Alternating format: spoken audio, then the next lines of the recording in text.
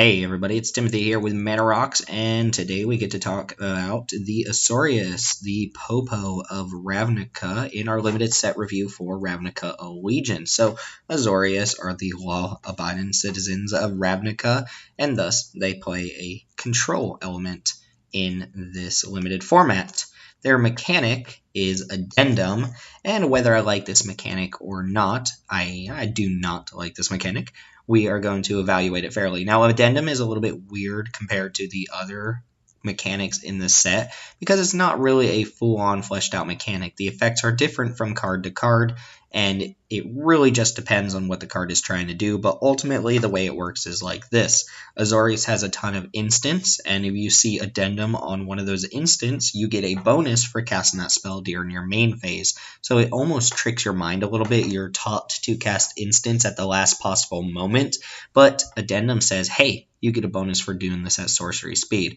Now I'm going to forewarn you, there's not actually a lot of payoff for doing this, but I evaluate it like this. If the card is good without its Addendum ability, the same way if the Spectacle card is good without casting it for its Spectacle cost, then the card is just good. And if you can get any sort of bonus off of Addendum, then that makes the card better, right?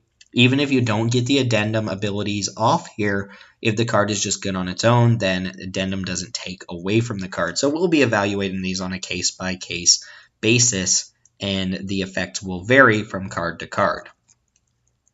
First up, we have our sideboard cards here, and we do have a couple to talk about, starting with Bombin Acuity. 1 white and a blue for an uncommon enchantment, and ding ding, get ready for a lot of enchantments.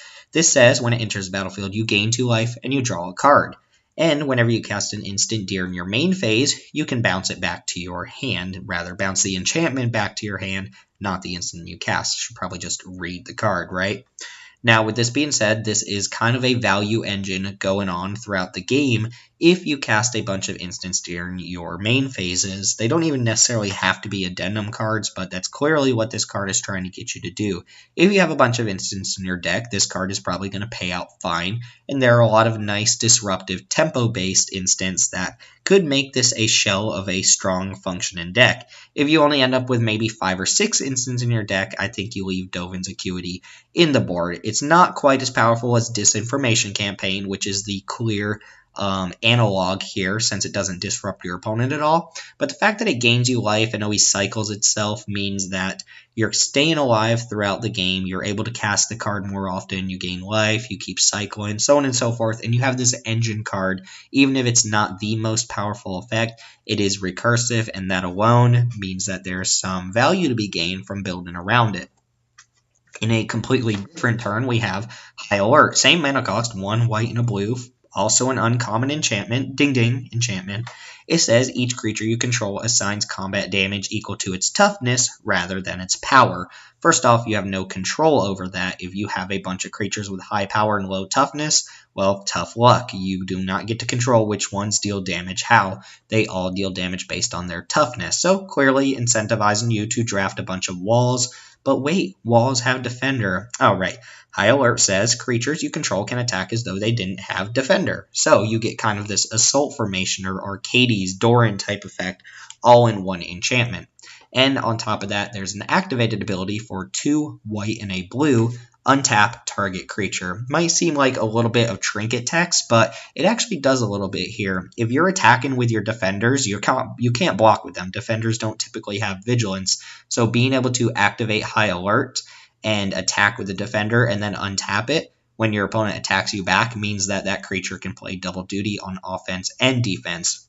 I like cards like this. I was a huge fan of Assault Formation in both formats it appeared in, and I think the fact that this is a clear build around means that it'll be the most important card in your deck when you're playing it, and I think it's well supported. There's a large number of defenders and just generally high toughness creatures in the format that this could be a real win con. It also tends to play in the type of decks that can find it more often. If you're playing a bunch of defenders, they tend to keep you alive throughout the game long enough that you can find your win cons, and if High Alert is your win con, sometimes you can play it and win within the course of a couple turns. So I like both of these enchantments as build-arounds, but they only fit in decks where they're well supported. As far as our filler cards go, remember these are the cards that we're not looking to pick up very highly. We'll play them some percentage of the time, even when we're not excited about them, but they're not the cards that we're clamoring to put in our deck. The first one is a mythic rare. Always nice to see a mythic this low on our list. But Emergency Powers is a card I tend not to like based on previous iterations. It is 5 white, blue, 7 mana total for an instant. And it says each player shuffles their hand and graveyard into their library, and then draws 7 cards, and the Emergency Powers exiles itself. So that alone is not worth 7 mana. Oftentimes, drawing your opponent a new hand is not a great idea, and even doing it at instant speed when you get the first crack at casting your new spells means that you're not really taking too much advantage when you just give your opponent a huge new hand of cards, especially if they're playing an aggro deck. They've exhausted their resources. The last thing you want to do is draw them 4 to 5 extra cards. The addendum here is actually pretty nice, though. It lets you put a permanent with converted mana cost 7 or less from your hand onto the battlefield. The thing I don't necessarily like about that is that Azorius is going to be playing with a lot of spells. You might actually have a bunch of decks that don't play a high creature count or a high permanent count, and thus you won't be able to take advantage of the extra, basically free permanent off of Emergency Powers that you would if this was, say, in Gruul or something along those lines. But it's still a free card, right? And I think if you are going to put this in your deck, you should probably be casting it at sorcery speed just to get the free permanent in play, although it's really not that different. If you cast this at sorcery speed, you're still using your whole turn, you're getting a permanent down, and then your opponent has first crack to kind of deal with your stuff, but they have a new hand, so they're probably going to be able to do it. I don't like wheels in Limited. I like them in Constructed in certain decks, but I don't think this is a card that's going to make your deck very often, and I do think when you cast it, it's not even going to be that powerful of an effect. Ravnica Azorius Renegade is another bear. It's white and a blue for a 2/2 rare legendary human soldier, and 2 disruptive effects here. First, each opponent can't cast non-creature spells with converted mana cost greater than the number of lands that player controls. So basically, your opponent can't ramp into creatures, or rather non-creature spells, using creatures and mana rocks and things of that nature. If they only have 4 lands, they can't cast a 5 mana cost or 6 mana cost instant or sorcery. And it only affects non-creatures, so their creatures are still able to be ramped into, which is going to be the primary use of their ramp anyway. It also says whenever an opponent casts a spell, if no mana was spent to cast it, counter that spell. Again, this won't come up in Limited too often. There are maybe 1 or 2 cards that let you free cast spells in this format, like Electro Dominance comes to mind, but there aren't that many that you should even really worry about this text, although it is the nice type of trinket text that when it does come up, your opponent's very likely to have forgotten that it even exists. So keep that in mind that it exists there, but it's not super useful, and thus I think Ravnica, even though she's a bear, is relegated mostly to constructed formats and not something you're super excited about in Limited. Sphinx's Insight, which we saw a second ago, is 2 white and a blue for a common instant. Pretty simple, draw 2 cards, and if you cast it during a main phase, you gain 2 life. So this is a good time to talk about casting your Addendum spells. If you are literally not going to cast any card from the beginning of your turn to the start of your next turn, except Sphinx's Insight, there is no real reason not to just cast it at sorcery speed. If you have no other instance, nothing else to do with your 4 mana, and you know for a fact you're going to cast Sphinx's Insight during the turn, don't wait until your opponent's turn to do it. You might as well just get the 2 life off of it if that's literally the only thing you can do. Addendum gets a little bit trickier when you do have things like counter spells and you want to hold up your instance, but Addendum is flexibility. It's not a must, right? So you'll have to choose and really kind of skill check yourself to determine whether it's right to cast your cards at sorcery speed for the Addendum bonuses or at instant speed. In the case of Sphinx's Insight, 4 mana draw 2 is not exactly insane, and adding 2 life to it is nice, but not really that much of a reward. So I'm not super stoked on the card, but it's playable even if you probably don't want more than 1 in your deck.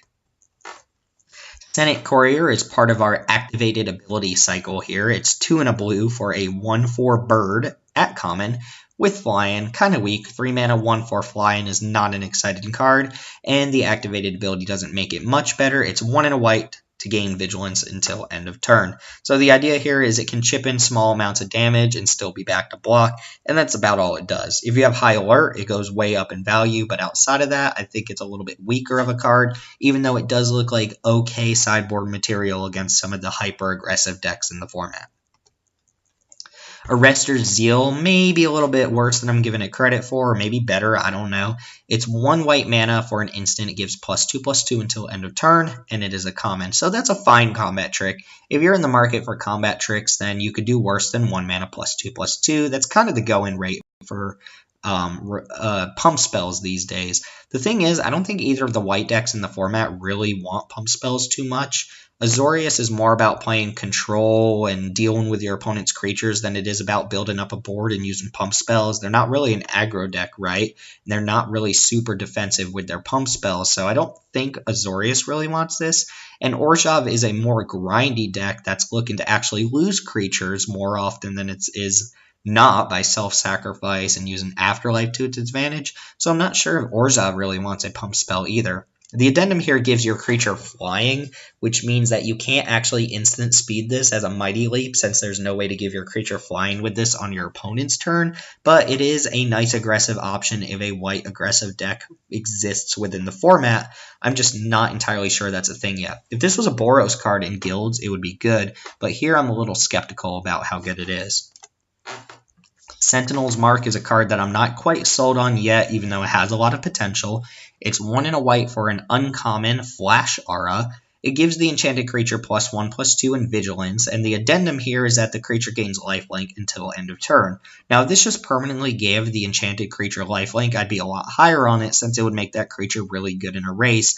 But as it stands, +1/+2 means you're probably going to survive a combat. You're probably not going to gain life, since you're going to cast this as a combat trick during your opponent's turn, and your creature will be slightly bigger on the flip side when it comes back to your turn. Obviously, if you're racing, you can use this to gain a little bit of life, maybe put it on a flyer, swing a race in your favor, and have a decent blocker that can still attack, and that's a lot, right? But again, if you're not playing an aggressive blue deck, if you're looking to just control the board, I don't think Auras and pump spells are where you want to be. I think you want bounce spells, removal spells, pacifism type effects, and stuff like that. So Sentinel's Mark has potential, but I'm not exactly sure what shell it fits in yet.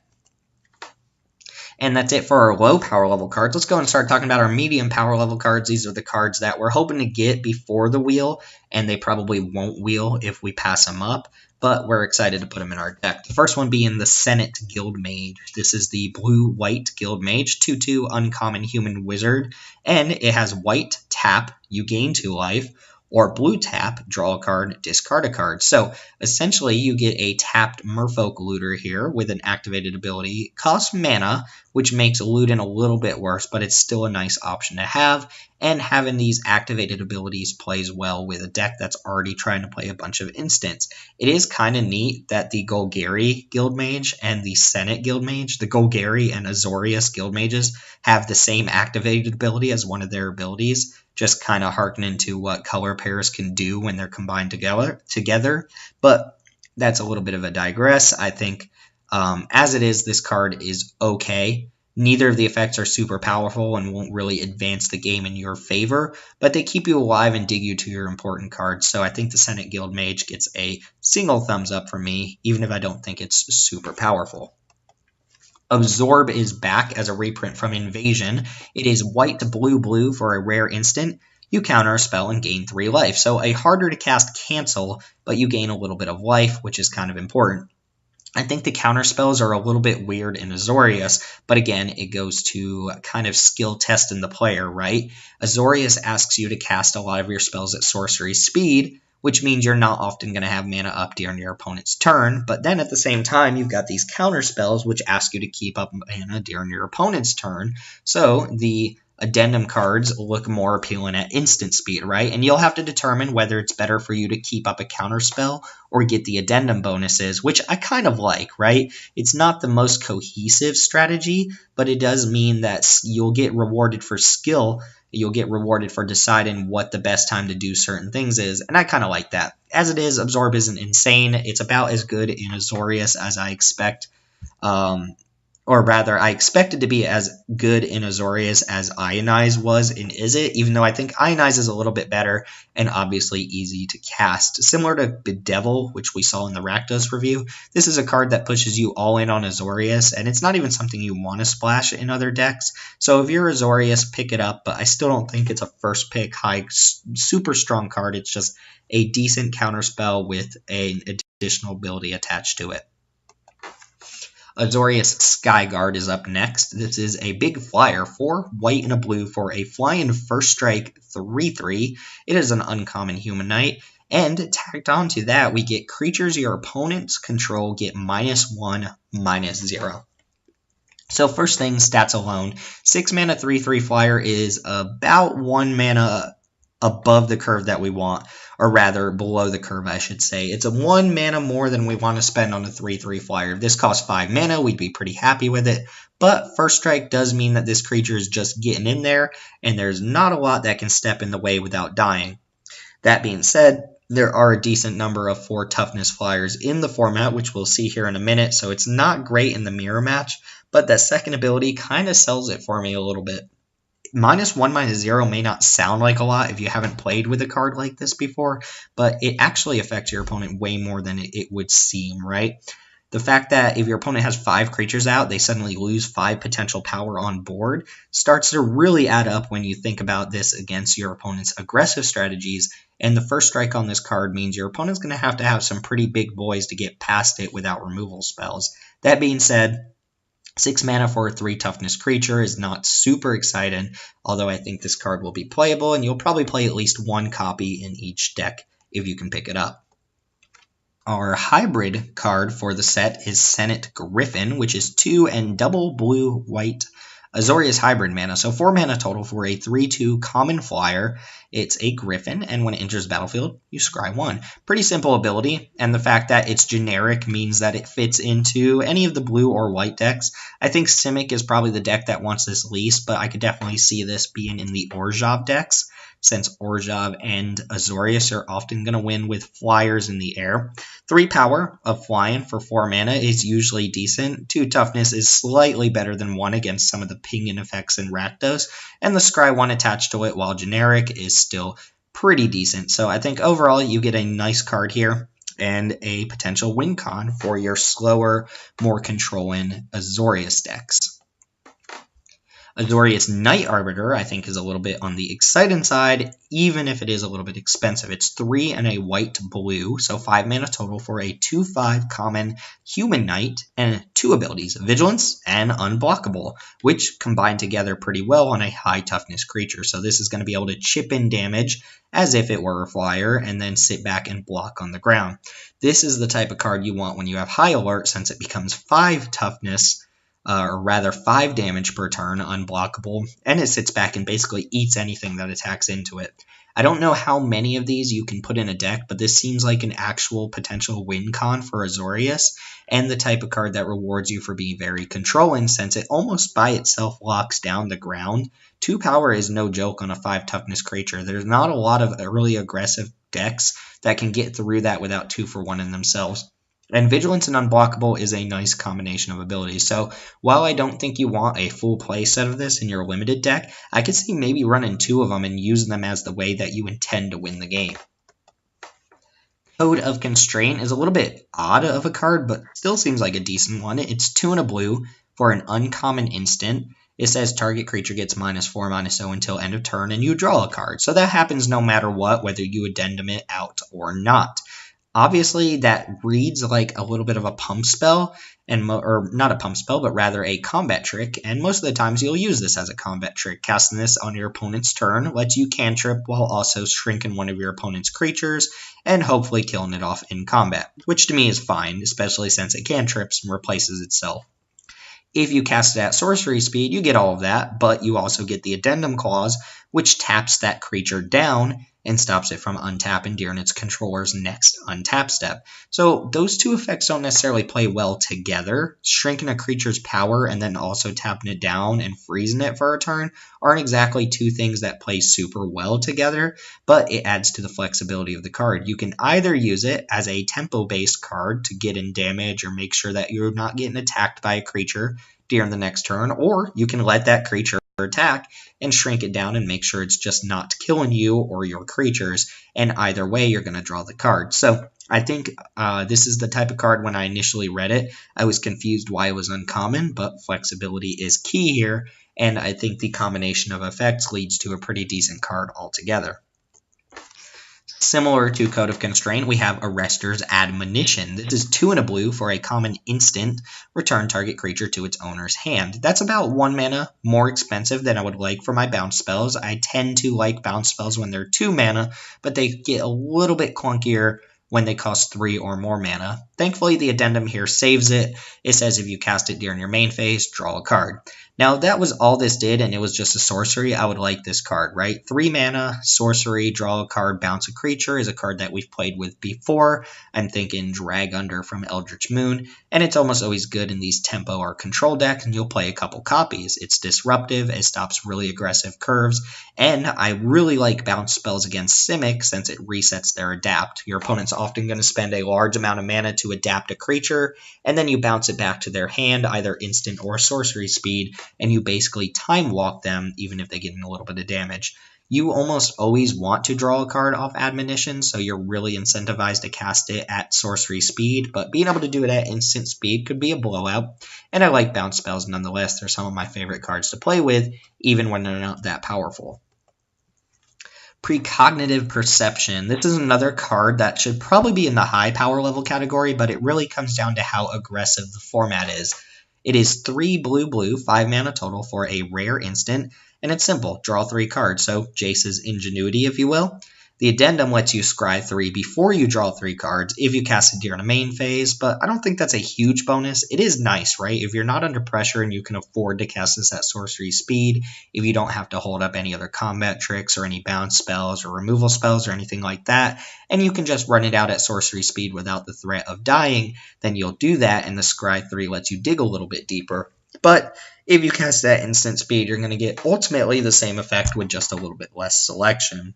The reason I initially put it in the medium power level category is because Simic, Gruul, and Rakdos all seem like fairly aggressive decks that are going to beat you down very quickly, so I'm not sure how much time you're going to have to spend 5 mana instants that don't affect the board, even if they do give you a lot of card advantage.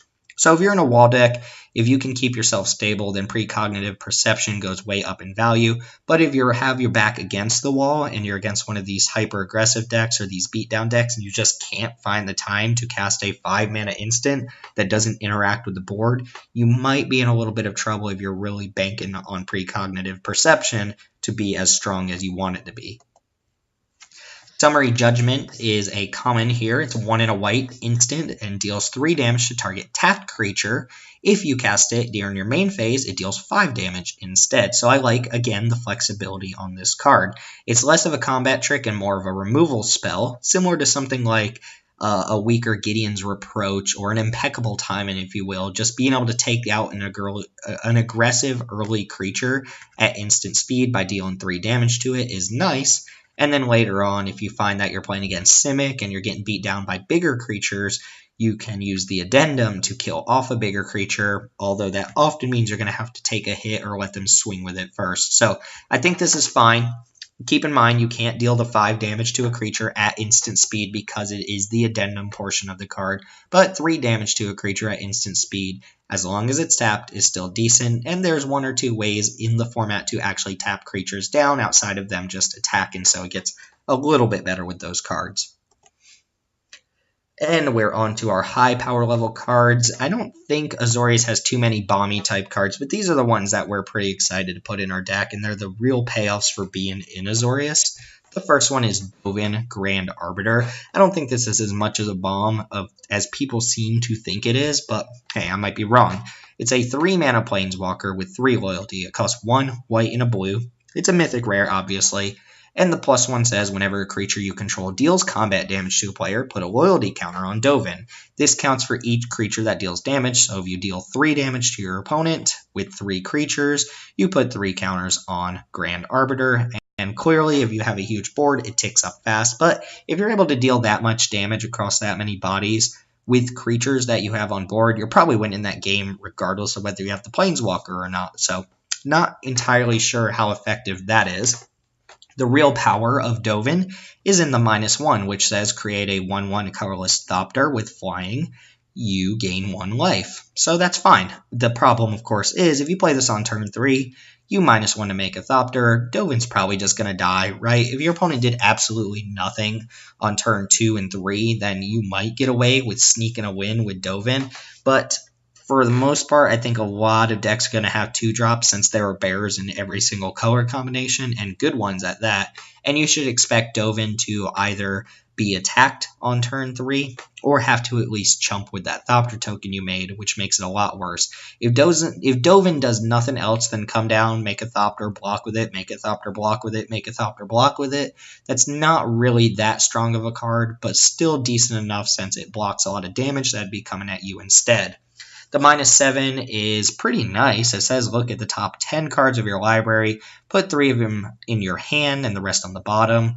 So kind of a super dig through time, if you will, but still not super exciting. If somehow you've minused Dovin to make Thopter tokens and you still get to the point where you can -7 Dovin, you're already winning this game with whatever combat damage you're dealing, right? If you have 4 Thopters attacking per turn, how are you not already winning that game, right? So I'm not sure Dovin is insane. It seems like a little bit of a win more type card, or just your actual win con in a extremely controlling Azorius deck, but on its own without extra protection, it's not super powerful. Its +1 doesn't actually even do anything if you're not able to attack your opponent profitably, and the -1 doesn't make particularly strong creatures. So I think Dovin is going to die more often than it's actually going to accomplish anything, but in the games where you can stall out the board, Dovin could be the way that you break that board stall. Sphinx of New Probe is our CCDD Azorius card, white, blue for a 4/3 uncommon Sphinx with fly-in and vigilance, so a little bit of a cheaper Sarah Angel, if you will. And spells that target it cost 2 more to cast if your opponent casts them, so it's a little bit harder to remove than your normal creature, and a lot of the removal in this set is pretty expensive as it is. There are not very many cheap 2 or 3 mana ways to actually deal with the Sphinx. A lot of the conditional or removal spells, or even unconditional removal spells that target, are going to be 4+ mana, which means your opponent's going to have to spend basically an entire turn if they want to kill the Sphinx, and if they don't, it starts beating down. And at some point, Vigilance means that it can trade off with an opponent's big creature too. So while I think the Sphinx of New Probe is probably the least exciting in this entire cycle across both Guilds of Ravnica and Ravnica Allegiance, it's certainly not the worst. And I actually think it's a really strong card. Not one that I'm willing to first pick and slam Azorius unless it ends up being the best guild or something, but one that you will get rewarded with once you are drafting Azorius. Depose Deploy is our uncommon split card for Azorius.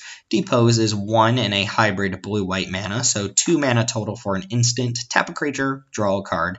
This is Pressure Point, if you've played with that card before, which isn't an entirely powerful card, but it is a nice little cantrip and kind of disruptive element, right? And like I said, there are a couple cards that deal with tapped creatures, so Depose works with those as well.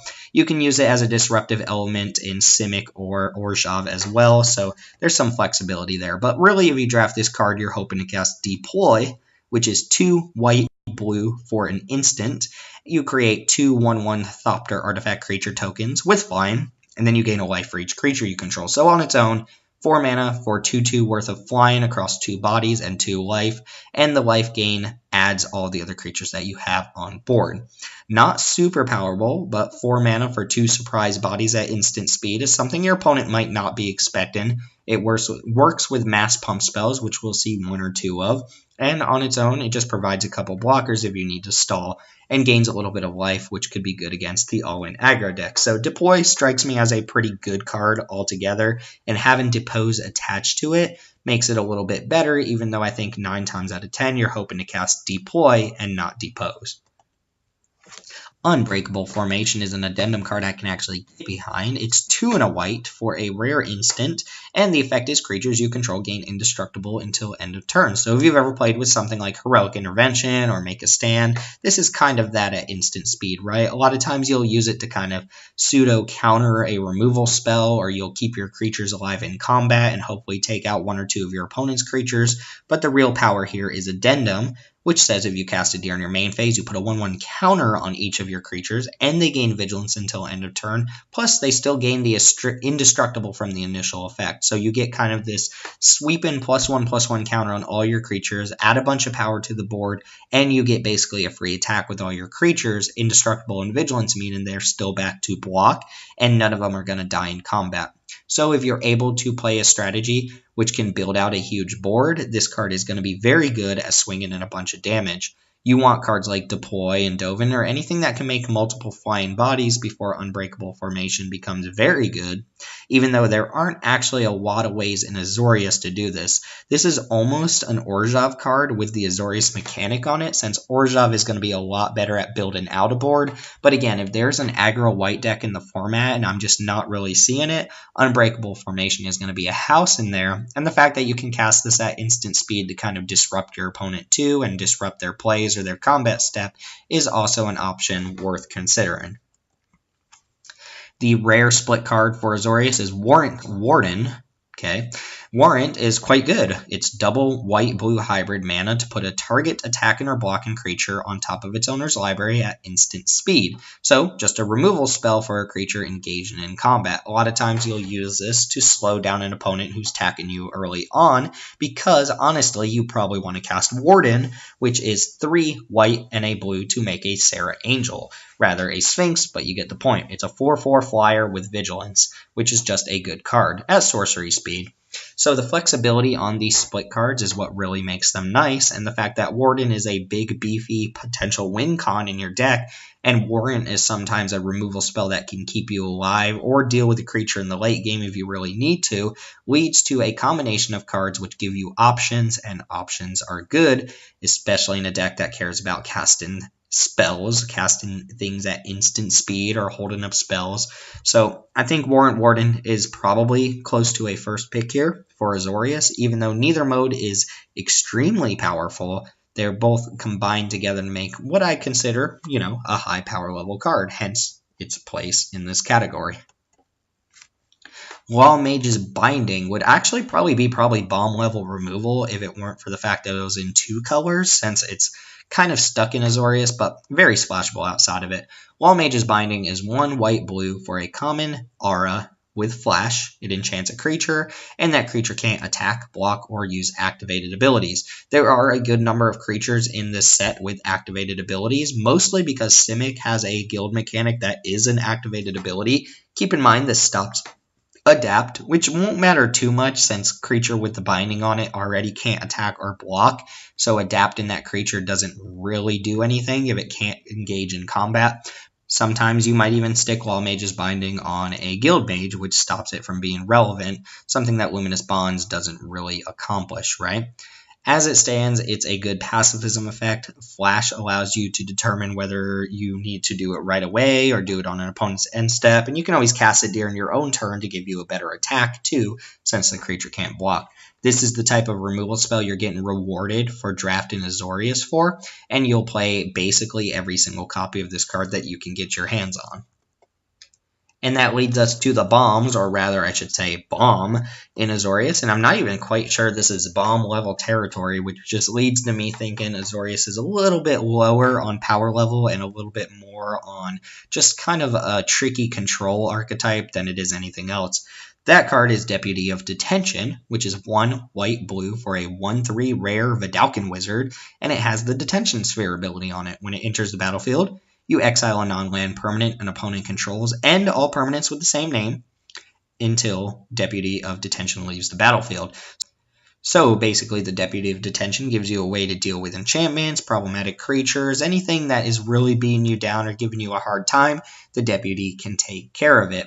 It is temporary though, and I always warn people to not overrate these abilities, which is why I don't think a card like this with the stats it has can ever truly be a bomb. these creatures die at some point, right? There's a lot of removal in red and black in this set, and there are bounce spells and stuff like that. So Deputy Detention is not the be-all, end-all. Your opponent will deal with it at some point, or at least you should be realistic and expect for your opponent to deal with the Deputy at some point, in which case they get their card back, and you're back to square one. So even though it's a 2-for-1, it's a temporary 2-for-1, and it will equate to a 1-for-1 during most games. Sometimes it'll come down, your opponent just isn't playing a lot of removal, and it'll permanently deal with that card until the end of the game, and that's when it really shines, right? But it is a 1-3, it's frail, it doesn't engage in combat or block particularly well against a lot of decks, and it is vulnerable to removal like any of these effects are, these Fiend Hunter or Banisher Priest type creatures. So don't hedge your bets, don't bank on this being in your entire strategy, since your opponent will often deal with the card, but for the most part, it'll do its job and it'll do it quite fine. Plus, it gives Azorius a way to deal with some of the enchantments, and there is not a lot of enchantment removal in this set, despite there being quite a few enchantments floating around. And that does it for Azorius. Again, not my favorite guild in this set, not the most excited. I think Addendum is a little bit weird. There's a mix of aggro cards, which don't seem to really fit what Azorius is doing, and control cards, which don't seem super well supported or don't seem like they're going to stack up too well against a lot of the aggressive cards in this format. But remains to be seen how they'll do. I don't think anybody I've talked to is like dying to play Azorius, and I think a lot of that comes down to Addendum just not being that excited of a mechanic. Now, with that being said, we're going to look at what I think is the most powerful guild in Ravnica Allegiance next time with Gruul, that is green-red, and the Beatdown Riot cards. Anyway, with that being said, that's going to take care of the Popo here with Ravnica Allegiance. Stay tuned for episode 3 next time, and thanks for joining me for our limited set review. My name's Timothy here with Mana Rocks. Thank you for watching, and I'll see you next time.